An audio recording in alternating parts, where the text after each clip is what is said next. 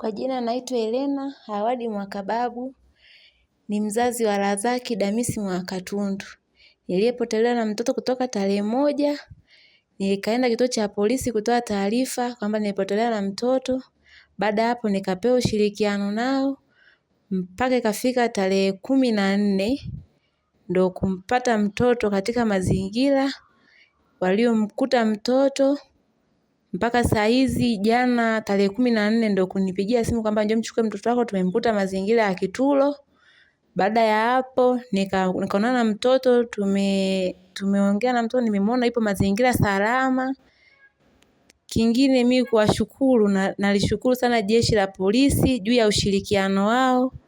Natoa shukrani sana za dhati. Mungu aendelee kuwazidishia baraka juu ya hili. Huyu mzazi mwenzangu sijajua kwa ile alikuwa labda yaani alichojipanga juu ya ili ya kumchukua mtoto ambaye sio wa kwake, sijajua alichokidhaminia sana kwangu ni kitu gani, ila sijakijua juu ya hapo.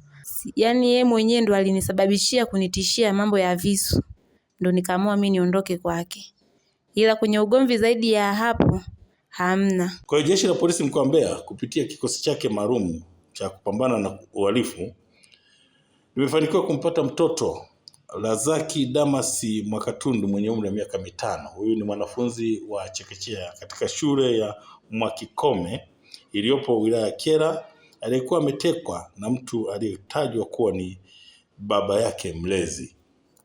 Ni kwamba Juni 1 mwaka 2026 katika maeneo ya kata ya Katumba Songwe wilayani Kyela mkoa wa Mbeya, mtoto huyu akiwa anacheza nyumbani kwao na watoto wenzake, alifika baba mlezi na kumchukua na kuondoka naye na kwenda kusikojulikana, huku akishinikiza kurudishiwa kiasi cha fedha shilingi 550,000 alizotoa kama mahari kumwoa mama wa mtoto huyo.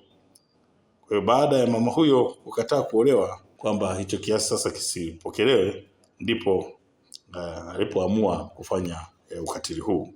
Kwa hiyo baada ya kutolewa taarifa katika kituo cha polisi na kesi kufunguliwa, ndipo msako mkali uliweza kufanyika, na mnamo tarehe 14 mwezi wa 6 mwaka 2026 mtoto huyu aliweza kupatikana akiwa hai, akiwa ametelekezwa katikati ya msitu wa hifadhi ya Kitulo uliopo mpakani mwa mkoa wa Njombe na Mbeya. Msako mkali unaendelea kumtafuta mtuhumiwa ambaye alimteka huyo mtoto na kisha kumtelekeza mtoto huyo, baada ya kubaini anafuatiliwa na askari wa jeshi la polisi. Kwa hiyo jeshi la polisi mkoa wa Mbeya linatoa wito kwa wazazi kutumia njia sahihi kutatua migogoro kwa njia ambazo zinafaa, badala ya kuhusisha watoto kwa kuwatendea ukatili kama huu ambao umejitokeza au uliofanyika kwa mtoto huyu ambaye ametekwa